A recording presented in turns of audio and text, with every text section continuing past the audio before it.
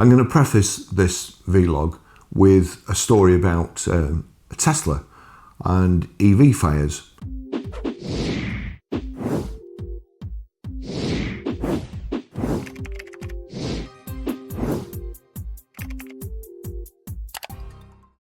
We know last week there was a fire at Heathrow Airport, and at first it was blamed on an electric vehicle, and it turned out to be a diesel. A couple of people went with the story to start off with. It was on the main news channels. Who can blame them? If you can't trust the main news channels, who can you trust? I didn't go with it because, to me, it actually looked, the back window looked like it had got a boot. And to be fair, I thought it was a BMW 3 Series coupe, but it looked like some form of coupe with the round window like so. Whoever had enhanced the photo, I think the enhancing program had taken part of the fire and made it look more like an SUV, which would be kind of more like an EV. And it wasn't, fair enough. But that doesn't mean to say they're not a danger. It really doesn't. And this highlights it. For me, it highlights it. So, EV Fire Safe, these give advice to first responders, and they've got proper information about EV fires. I'm quite willing to admit that at the moment, it would seem that diesels catch fire more than EVs. However, when EVs catch fire, boy, are you in trouble. If they catch fire on a ferry, as we've seen, or even if it's not their fault. You know, I mean, I once got caned at school and I hadn't done anything. It wasn't my fault, but I got caned. Some lads had been messing about and they'd been throwing stuff. Teacher thought I was one of them. I wasn't. I got caned. Totally innocent. So, if a diesel catches fire next to an EV, you can put the diesel out fairly easily. Once the EV goes up, that's it. All bets are off. So, it doesn't matter if they don't catch fire, if they're in a situation like California, where there's a fire on the outside and they catch fire through no fault of their own. You can't put them out. It makes things worse. So, you remember the Tesla Cybertruck, which some guy shot himself in and it was filled with explosives and blew it up. The Tesla Cybertruck, involved in an explosion in the New Year's Day terrorist attack in Las Vegas, came up for auction 3 days ago, but has since been taken down. While extremely rare, our research indicates a delayed battery fire can occur days, weeks, or even months after an EV has suffered heavy damage to both vehicle, body, and battery pack. It's our firm belief that heavily damaged EVs should not be auctioned due to the risks of a delayed ignition. This includes EVs such as this one, and those following major collision, impact, submersion in floodwater, and which have already suffered a battery fire. The risk to the purchaser, tow, shipping, and other people who may handle the EV without full knowledge of the damage is just too great. So that's EV Fire Safe. They seem to just collate the facts, which I admire. It's brilliant. So this was it. Cybertruck from Las Vegas, explosion briefly offered for sale. Elon Musk said he was going to rebuild it, but it appears the listing was pulled before the Cybertruck was assigned to the auction. Right, okay, that's great. Now, after that information where EVs can go up, months afterwards, how good does this make you feel? We go on to Autotrader, we go on to electric cars, we search electric cars, and then we filter. Autotrader, we've got relevance, I'll put it on newest, and then we'll go down, we'll go to previously written off. So there's 338 electric cars which have been previously written off. And I'll go to seller type, private sellers, search. Gives you a warm fuzzy feeling inside, doesn't it? Cat S, structural damage. Let's go to mileage. I'm going to go to mileage.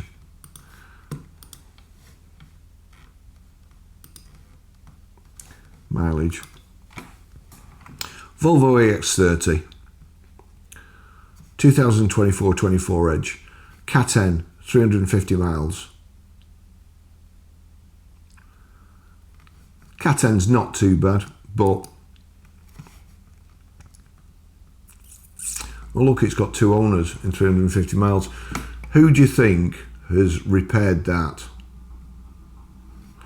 Because I'm willing to bet he's not a private. It could well be that it was pre-registered. But why would you repair it? The car is a Category N, which sustained only light damage, mainly to the front of the vehicle, with a mere 159 miles on the clock. Photos available on request of the car prior to repair. So, it had only done 159 miles and the insurance company wrote it off. Why would you think that is? Tesla Model Y, 600 miles, Cat S structural damage. Another one, Cat S. Cat S. Bearing in mind that these could all... there has to be some way in future of testing the battery integrity. Otherwise, you're just going to have... Imagine being in a link detached or something and he's got it next door in his garage. If you go to vapor cloud explosions, underground enclosed space, charging, of total EV battery fire incidents, 80 EV connected to energized charging, so it went up while it's charging, 10 EV disconnected from energized charging within 60 minutes of the incident. Within 60 minutes, car's gone up in flames. Ignition versus explosion, 489. Ignition, often with jet-like directional flames. Well, that'd be fun in your garage, wouldn't it? Your kids are asleep upstairs. Great idea. Okay, so with those few snippets of information about EV fires, I'm now going to tell you about a fire that I was involved in. And it wasn't very pleasant. It was a petrol car at a petrol station, over the vents for the petrol pumps, no more than 10 foot away from a diesel pump, which, lorry driver, big pool of diesel on the floor. In my previous blogs, I've touched on the subject of nicknames. To me, nicknames are like revels. Some you like, some you don't. I'm thinking back to school where I was called Baz. I would class Baz as a coconut rebel. Not as good as an orange, but better than a toffee one. I didn't really like the nickname Baz, but I wouldn't have swapped it for the names that some of my mates had, i.e.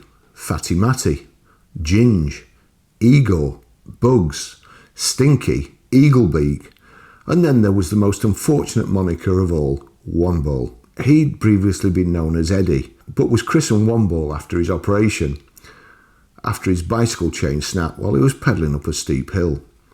Kids are cruel, but I'll learn later on in life that adults can be too. Few people grow up when they're in the car job, and that would include me. For a while in the 70s, my mates called me Bertie, the reason being that I rarely wore any other colours than black and white, and they said I looked like Bertie Bassett from the Licorice All Sorts TV advert.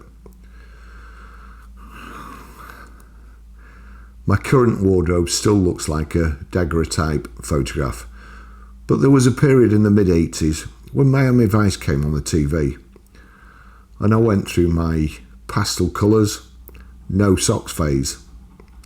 Then they started to call me Sonny Crampton. Now I like Don Johnson, and I was quite flattered. In my opinion, Sonny was an orange rebel, but as soon as my mates realised that I liked it, they went back to calling me Bertie. Bertie is not my favourite name, but it didn't particularly bother me too much. The nickname it was replaced by was Frankie. That did bother me. It bothered me so much that for a while it actually changed my personality and my attitude to life. It changed me for the worse, and trying to shake the nickname off got me into an unbelievable amount of trouble, which I'll go into in later blogs. I can imagine a lot of you are thinking, hang on Baz, I can't see your problem. There have been some truly great people throughout history called Frankie. But I can't remember any great or even mediocre people who were called Barrie. So just for you, I will explain in detail. It was coming up to my weekend off. I'd just got a new demonstrator A salesman's car is referred to as his smoker in the motor trade. I hadn't used all my petrol allowance and I was planning a trip to the Lake District, so I drove up the road to Mal's petrol station where we had an account. After brimming the tank, I pulled away from the pumps and parked in front of the workshop. I had to go in and sign for my fuel, and I always end up chatting to my mate's dad, Ken, who was a mechanic and part owner of the garage.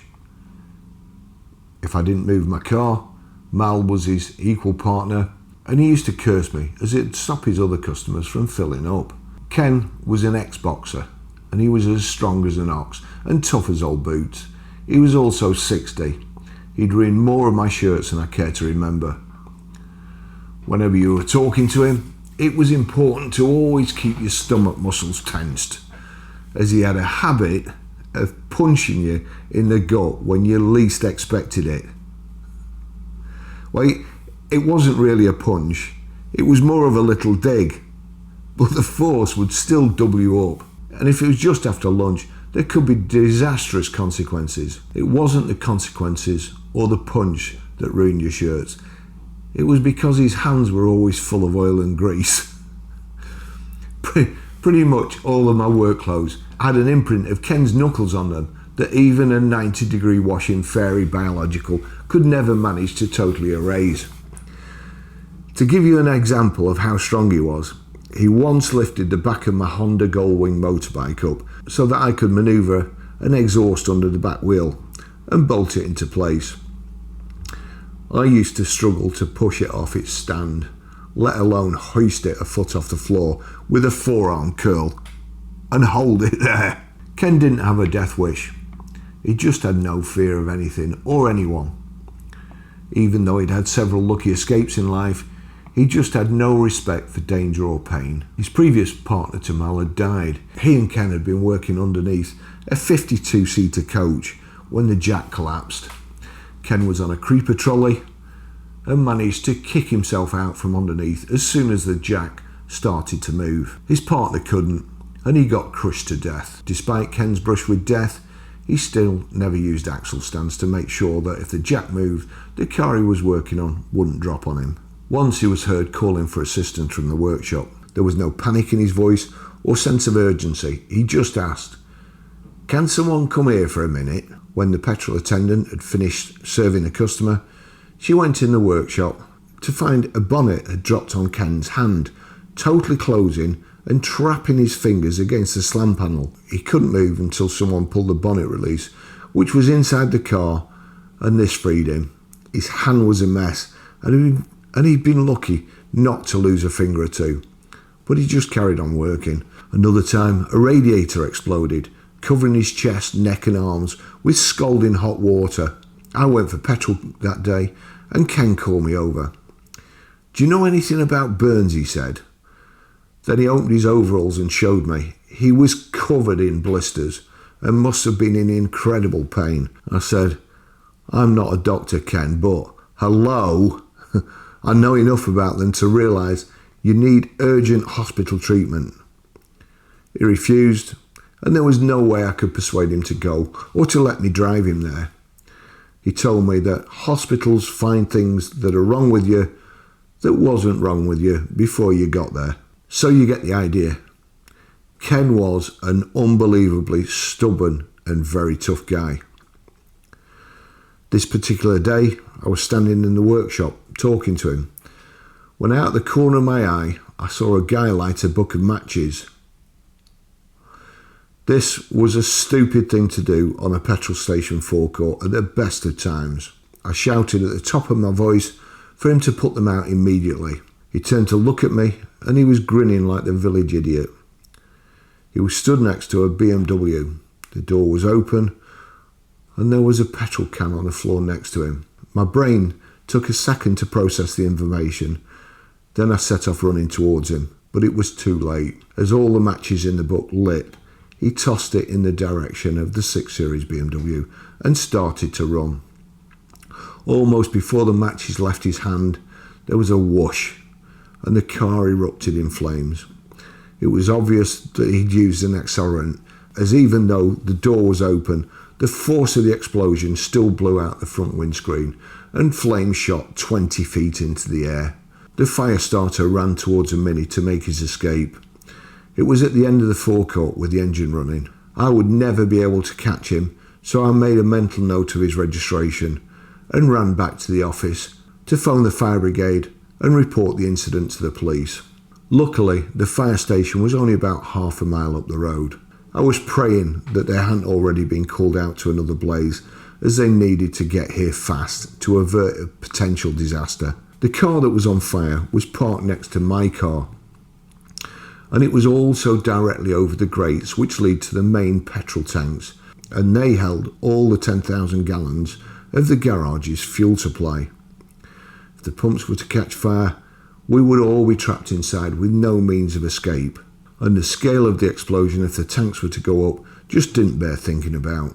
The garage was located next to the milk marketing board, and hundreds of people worked in their building, and they would be in danger too.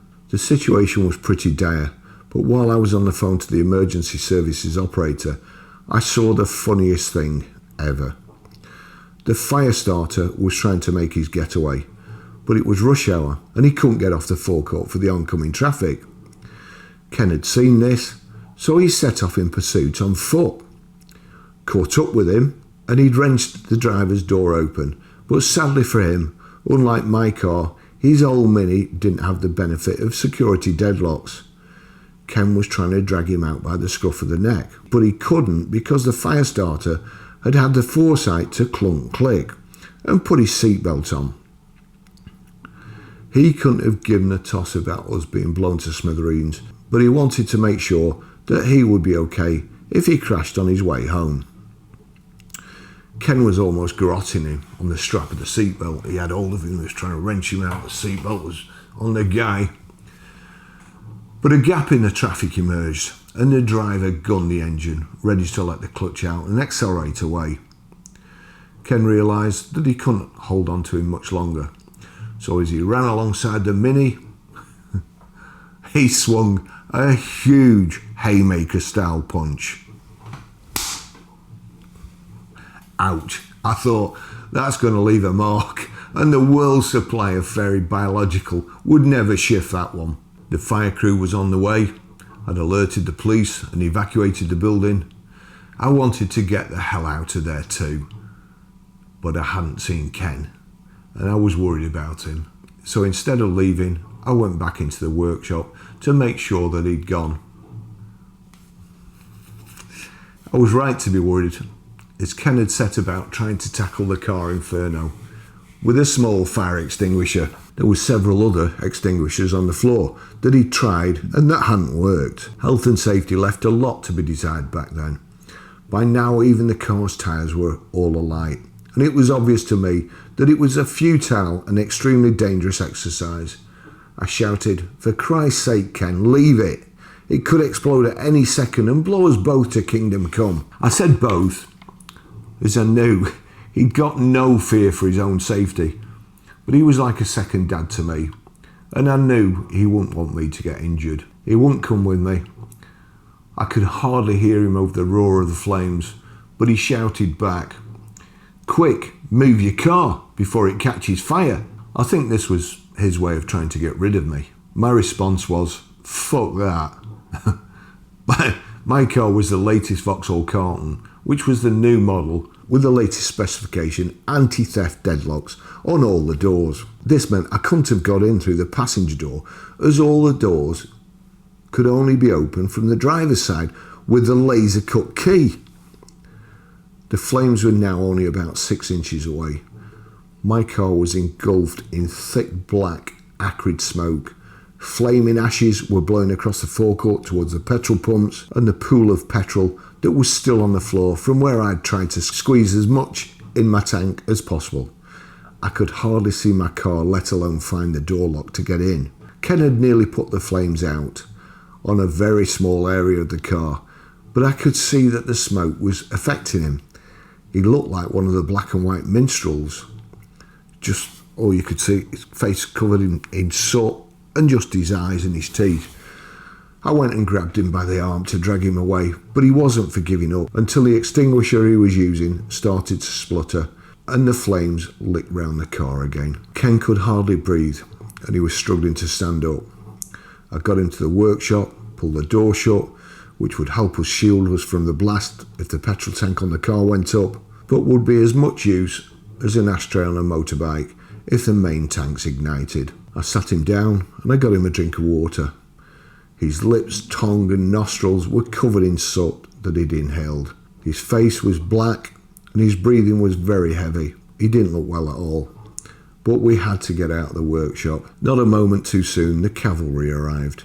Sirens blaring, the fire engine screeched to a halt outside. I peered through the gap between the doors to see 6 firemen in full breathing apparatus with a fire hose that was so powerful they were moving forward towards the blazing car in unison, one step at a time. They had to do this in order to keep the balance and not be knocked off their feet by the back pressure. Even then, it took them quite a while to bring the inferno that Ken had tried to put out with an extinguisher smaller than a thermos flask under control. The fire starter lived less than a mile away from the garage, but the police were able to check the owner of the Mini's address from the registration number I'd given them, go round to his house and wait for him to turn up. They caught him red-handed with his can of accelerant and arrested him. That's good police work, but the truth of the matter is that Walton police usually move at the speed of light on a dark night, and this occasion was no different. Ken's punch had all but knocked the fire starter out, and it must have been some while before he could remember where he lived. Ken recovered from his ordeal in a few minutes and went back to servicing a car as if nothing had happened. Seemingly, he was none the worse for wear, but I remember thinking that if the oil on his overalls had caught fire, they would have burned for a week. It turned out that the fire starter was the petrol pump attendant's next door neighbour, and they'd had an argument in the morning about where she parked her car.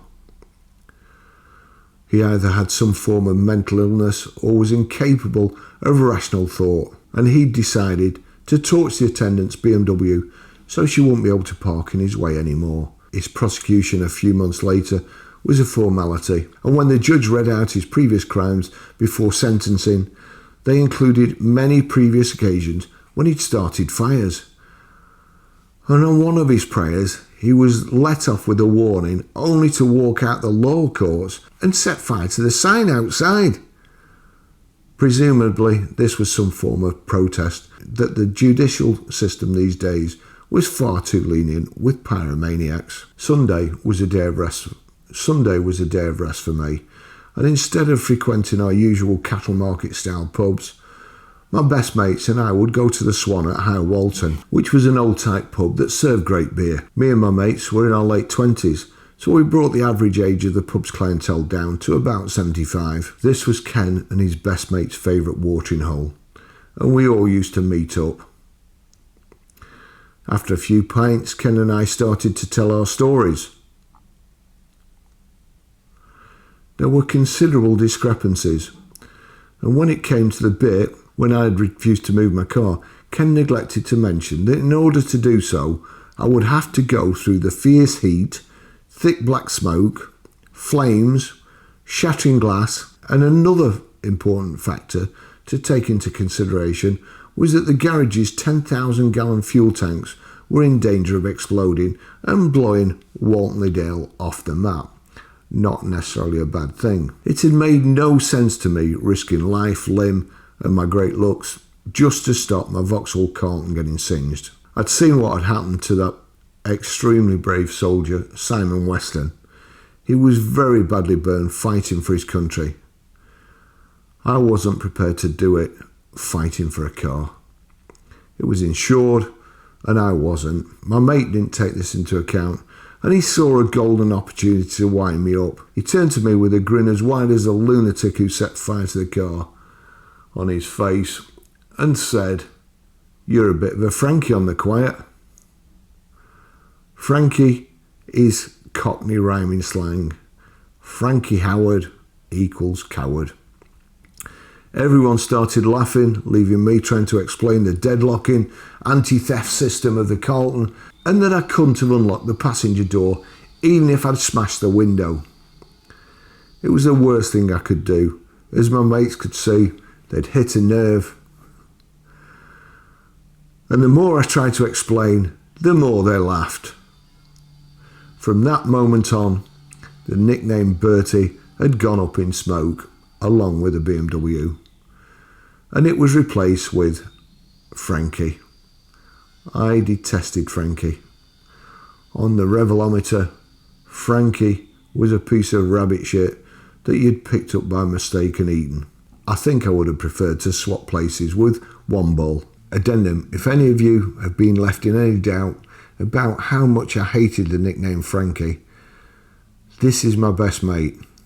He's the one on the left, and is the person who came up with Frankie. My revenge was swift and brutal. The picture shows the Miss Blobbygram that I arranged for him on his next birthday. He was in the middle of making a speech in front of all his staff when she ran in, picked him up and started smothering him in kisses. I'd also arranged for a photographer to be there to capture it on film. It was a true Kodak moment. The Blobbergram remained a talking point long after my stupid nickname had been forgotten. And he's never made any names up for me since. Let this be a warning to others who annoy me. There is no place to hide. Thanks for watching. See you in the next video.